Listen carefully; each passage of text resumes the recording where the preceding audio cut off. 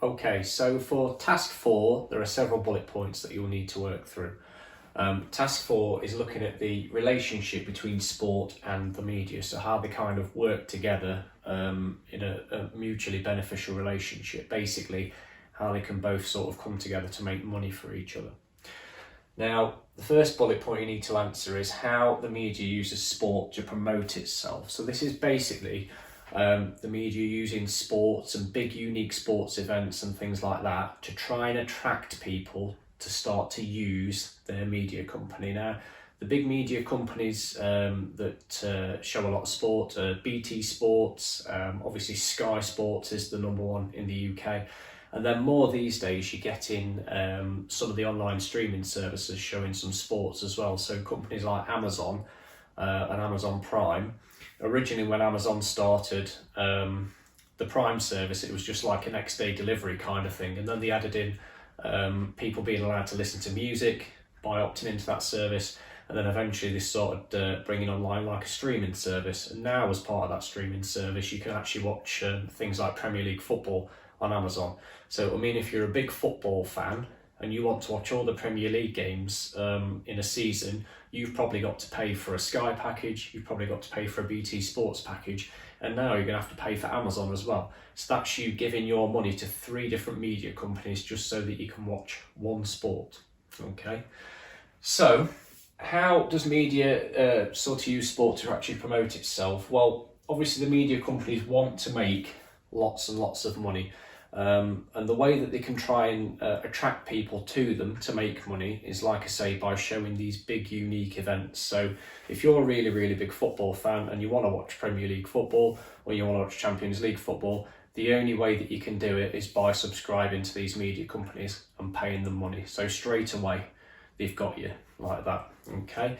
Another example of the media sort of using sport to promote itself might be that if there's been a big sports story, hasn't necessarily got to be like the result of a game or something like that, but if a famous sports personality has done something, perhaps in the personal life or something like that, one way that a media company such as a newspaper can attract you to start using their service, make you go and buy their newspaper, is by featuring perhaps a big front page story and a big front page headline on a sports star, perhaps somebody like Wayne Rooney's been caught drink driving or something like that. You will see that all over the front page of the Sun the next day. And anybody who's got a remote interest in sport or an interest in that side of things will be walking past the news agents and think, oh look, there's a Wayne Rooney story in that paper, I'm going to get that paper. So straight away you've gone and you've given that media company your money. And the reason that you've given them your money is because they were featuring a sports story. So they're using basically sport to promote themselves as media organisations, try and make as much money out of you as possible. The other thing that they like to do, particularly Sky is probably the worst one for it, is that when you buy Sky TV, you have to buy a package. So 9 times out of 10, people won't just be paying for the sports channels. You've probably got something like 500 to 1,000 channels on Sky TV. People probably only watch a handful of them, but Sky are charging you so that you can watch movies that you might never use. They're charging you for the sports package. Well, that sports package might include football, but it might also include cricket and Formula One and volleyball and all sorts of stuff that you're not interested in. But because you have to buy a package from them, you kind of forced to have all these other channels. Another thing they're quite clever with is when you first sign up, they might give you some kind of deal where it's quite cheap and include everything as part of sort of one fixed price for a little bit. Then after 12 months, what they might do to try and make more money out of you is the price goes up and you have to start paying for things separately. How do they attract you then? Well, I've mentioned football quite a lot, but there's obviously a lot of other stuff that you can uniquely only see if you subscribe to these different subscription services. So if you're a tennis fan, a lot of the Grand Slam tennis tournaments, other than Wimbledon, you can only now watch those on Amazon Prime. If you want to watch Champions League football, unfortunately you've got to get BT Sport. I think that's the same for the FA Cup.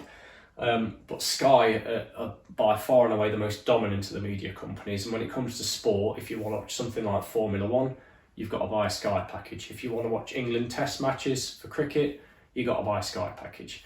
all the football, or a lot of the football obviously, is on Sky as well. And then there's other little bits and bobs, different sports. For example, the darts is on at Christmas time. The only way to watch World Darts again is if you've got Sky.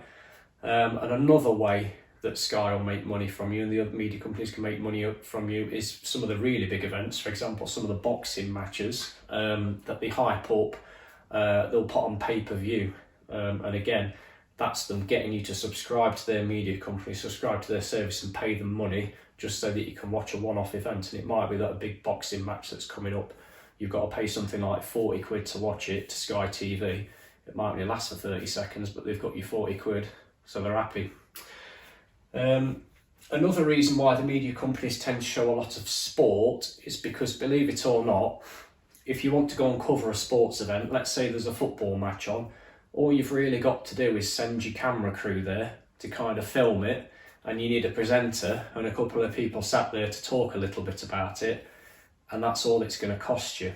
Whereas if you wanted to do something like make your own unique programme from scratch, if you wanted to film some kind of drama series, you're going to need directors, camera people, sound people, actors, actresses, all the stuff that goes with that. It can take months and months and months to film it and cost a hell of a lot more money than it does to just turn up to a sports event and film it and talk about it. And arguably the sports event's probably going to be a lot more exciting than the drama series, whatever it is you've spent millions and millions of pounds and stuff recording. So another reason the media companies like showing sports events is it's actually fairly cheap for them to cover it, but they're getting the same amount of excitement and stuff out of it as if you were making your own unique programming that's much more expensive to do. Something else that's relevant as well is that these big events, once you get them onto your media channels, so let's say that BT Sport is the only place you can watch Champions League football.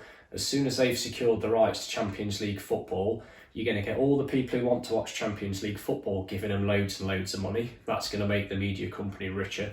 But also, once they've secured the rights to the Champions League football, all the sponsors and all the companies that want their adverts on while that show's on will also pay the media company money. So it might be that a company like Bet365 want their betting advert on at half time, and they'll pay BT Sport £10,000 if they can have their betting advert on at half time during the Champions League final, something like that. So again, the media company are making money from the sponsorship companies simply because they've got the rights to the sport.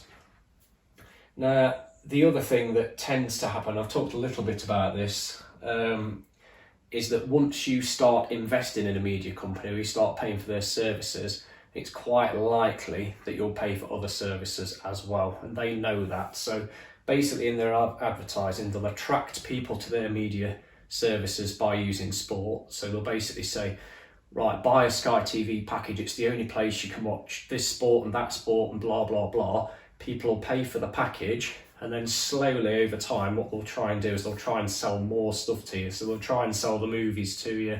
They'll try and sell like documentaries and stuff to you. They'll try and sell the entertainment channels to you. They'll try and sell pay-per-view stuff to you. Okay? But basically, to cut a long story short, the media are using sport because it's a great way of attracting customers and extracting money from them. Okay?